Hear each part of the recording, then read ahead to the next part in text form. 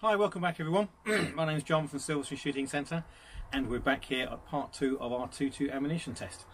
Part 1, if you remember, is all about cycling test, making sure it goes to the magazines in terms of repeated cycling and different guns, different magazines, etc.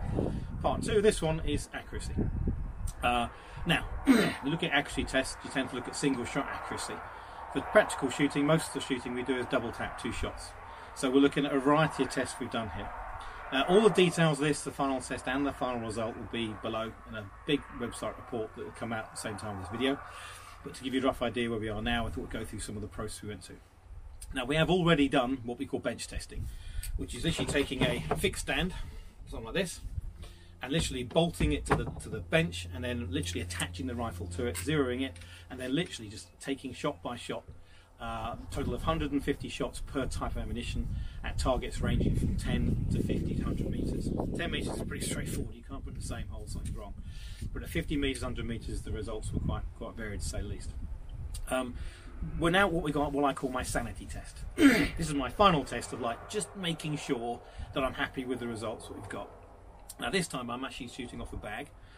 So there is an element of input from my perspective in terms of shooter, but it's consistent for us all the ammunition.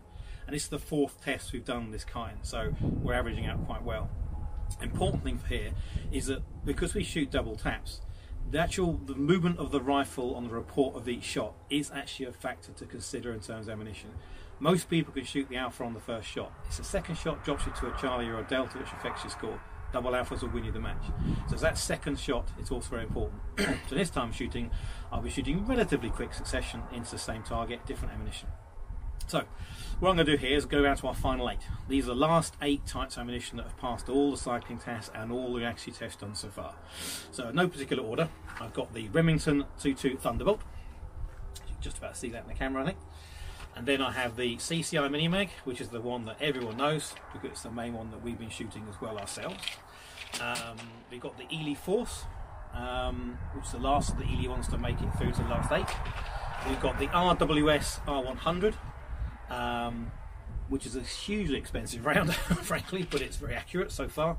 We've got the RWS semi-automatic, which is their 2.2 semi-auto, and we have the Gecko, a cheapest ammo I tested here, which is the, again, 2.2 semi-auto.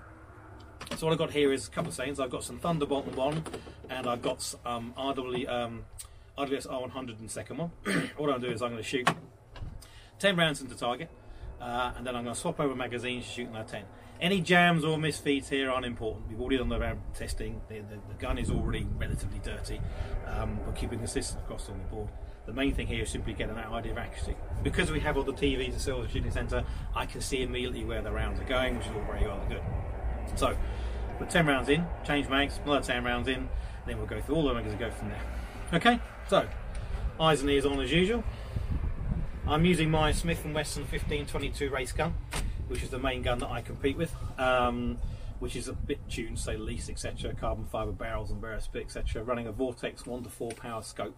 It's a Viper that I've been using for years and years and years, so I know the rifle quite well. As a result of that, I'm pretty happy in terms of consistency in the rifle. So yeah, it's just more a passion of, seeing me getting the last little bits. So, no further ado, let's put some rounds down range. So this one is the Thunderbolt.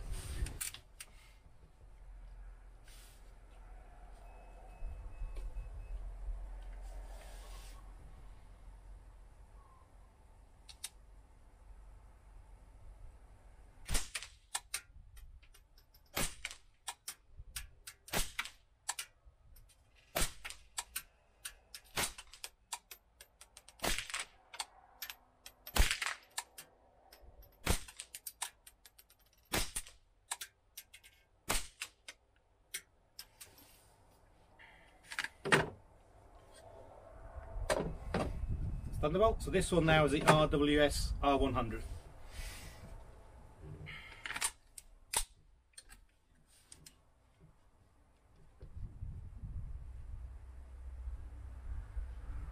Check which target I was on then.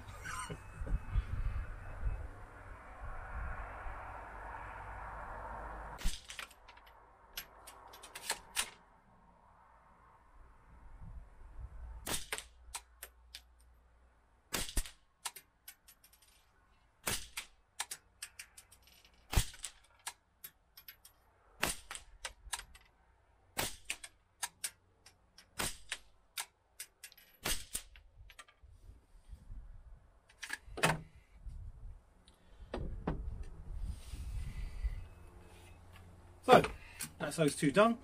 I'll now go through the rest of these one by one, the same target right now, and then we'll go forward to target and we'll see where we're getting on. Okay, so here we are. This is the result of that sit down test. We've got obviously different targets for the bench down test, but as we can see, there's some quite good numbers here.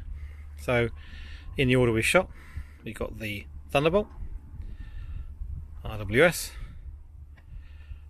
we've got the Ely Force, Mini Mag, RWS Semi-Auto, and the Gecko 2.2. As you can see, we've got lots of targets, and here's a few more that we shot earlier this morning with the bench testing. As you can see, lots of targets shot, and that's a distance. It's only 50 meters, so all these things should be in reasonably good position to shoot. But results quite interesting. Onward we go. Okay, so after all that testing, what conclusions do we come down to? Well, before I give our results, it's worthwhile explaining a couple of things. Number one, we're not doing this to try and sell ammo. We're not going to try and tell you to go and buy this ammo or not. We're simply doing it testing for our own purposes. As an operation here, we do a lot of experience days, where obviously people who are new to shooting want to come along and try shooting and see if the sport will take up. So from our perspective, it's very important that every time they pull the trigger it goes bang and a click. So reliability and the cycling ability is crucial for us on the business side of it. From a more professional side of it or a more personal side of it, on competition, you have to make sure the rounds cycle. It's the most important thing for practical shooting. Yeah, there's no point, throwing out half your rounds. You've got to make sure both rounds go off every single time, every single target. So again, the cycling, we spent a lot of time. So our intention here is not to say this is the best ammo. We're simply telling you what we've tested and what we found the conclusions are for the purpose of practical shooting. In terms of the equipment used, we've used Smith & Wesson 1522s, we've used Sport 2 models fitted with aim point dots and Wildcat moderators. We shot the guns with or without moderators, different kites, different sights. We've also used two of my race guns, again, both Smith & Wesson 1522s, both with customised triggers, different barrels. Use a Smith & Wesson because frankly it's the most popular gun out there for practical shooting. It's cost effective and frankly they are one of the best guns you can use. So we think that's the best one to go for. Finally, obviously, from the perspective of what we're trying to do, the intention here is not to try and sell ammo. We're not going to go out there and start being sponsored by these people. All this ammo we bought, where we were given ammo for free by the supplier on a few occasions, we finished a shooting and we gave the balance back. We're not going in the position of saying which one's good, bad and different. There are some ammo out there which is absolutely woeful and there's some that's pretty good. The testing regime is very simple. Can it cycle and is it accurate? Is it not just accurate in terms of static shooting single shot from a bench, which you did test, but also is it accurate in terms of 2 shots out of hand, 2 shots from a bag at distances from 10 to 100 metres. Now 10 metres obviously the data should be fairly consistent, but the data at 50 metres and certainly beyond 50 metres is quite important. Finally, our test really was to see if we can beat the Mini Mag. It's been the round we've used for years, most people shoot it, it's getting quite expensive now. And also I've been disappointed of late with its distance, with its accuracy at certain distances. So I wanted to try something different. Some statistics though. We shot nearly 9,000 rounds of ammunition from 16 different types of ammo, from 7 different suppliers. The velocities went from 980 or up to around about 1,300 feet per second. We've only tested supersonic and standard rounds. We haven't tested subsonic yet. That's the next test to try. We got down to a final 8, which is what we've been shooting today, and come to a final conclusion that we can't pick one ammo.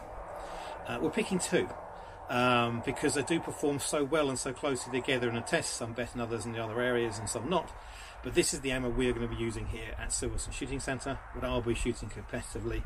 And if you have a Smith & Wesson, regardless what kind it is, it's worthwhile trying these things out. Like I said, we shot 11 different rifles, clean, hot, cold, 15 different magazines, you name it. The mixture has been enormous, and it's taken us pretty much 9 months to shoot this test. Last 3 days alone of filming was such that I'm so cold now I can barely speak. But without further ado, who are the best ammo we recommend from now on? Well, like I said, there are 2. One is the RWS Semi-Auto. Worked perfectly well in terms of cycling, and accuracy wise was borderline synonymous with the other winner, and this is the better winner because it's cheaper, and that comes down to the Gecko .22 semi-automatic. Now, I say it's anonymous because in these testing, not a single one failed on a cycle. On 11 different rifles and how many 1,000 rounds shot between these two. Not one. Not a single jam, not a single light strike. Which, bear in mind, dirty mags and, frankly, fat fingers. That's pretty impressive. But what was most impressive about it, and this where the Gecko slightly edges the RWS, was accuracy. At 50 metres, at one point in terms of testing, we were getting 7 bullets in the same hole out of 10. We had to double check it. They were that good. Obviously, when you go to hand the bag, a bit more of a spread. We're not robots, but we were still getting 1 to 1.5 inch groups at 50 metres over and over again. Some of the data we've taken has been, some of the worst shooting we've had in terms of results. So we're trying to make it quite accurate. But we are very impressed with that. And so as a result of that, we think there are 2 ammos to try. The fact that they both come from the same factory makes me suspicious they're basically the same ammo, just with different boxes on. But we're not going to get involved in the arguments who does what and why. All we know is these 2 ones are the best ones for us to try. So, thank you for watching. As I said before, all the comments will be down in the big report on our website or below. Please do comment. Please do subscribe. We need you to subscribe to this. We start doing more videos. Otherwise, we, don't think you care. But I'm certainly happy with the result of it. I'm certainly tired. So the perspective of now is we now have an ammo we can go and choose and relate to people and say to people, look, it's worth having. And we've got to make a big order with the supplier tomorrow. Thank you again. Any comments again, please do say them. We're going to launch into a new series of practical training videos now. At least you know what ammo to use now. Thanks very much. Hope to talk to you soon. Cheers.